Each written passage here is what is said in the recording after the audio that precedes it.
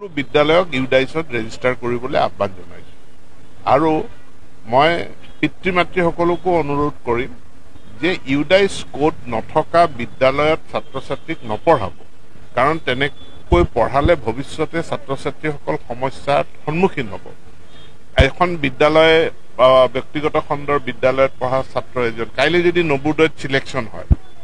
তেওঁ এডমিশ্যন ল'ব নোৱাৰিব কাৰণ তেওঁ পঢ়ি অহা বিদ্যালয়খনৰ ইউডাইছ কোড নাই বা ৰিকগনিশ্যন নাই আমাৰ ফালৰ পৰাও আমি আহ্বান জনাইছো প্ৰচেষ্টাও লৈছো এতিয়া ইউডাইছৰ প্ৰক্ৰিয়া আৰম্ভ হৈ গৈছে সকলো বিদ্যালয়ে যাতে এনৰোল কৰে সকলো বিদ্যালয়ক ইউডাইছত ৰেজিষ্টাৰ কৰিবলৈ আহ্বান জনাইছো আৰু মই পিতৃ মাতৃসকলকো অনুৰোধ কৰিম যে ইউডাইছ কোড নথকা বিদ্যালয়ত ছাত্ৰ ছাত্ৰীক নপঢ়াব কাৰণ তেনেকৈ পঢ়ালে ভৱিষ্যতে ছাত্ৰ ছাত্ৰীসকল সমস্যাৰ সন্মুখীন হ'ব এখন বিদ্যালয় ব্যক্তিগত খণ্ডৰ বিদ্যালয়ত পঢ়া ছাত্ৰ এজন কাইলৈ যদি নবোদয়ত সিলেকশ্যন হয়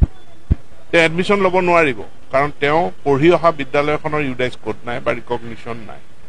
আমাৰ ফালৰ পৰাও আমি আহ্বান জনাইছো প্ৰচেষ্টাও লৈছো এতিয়া ইউডাইছৰ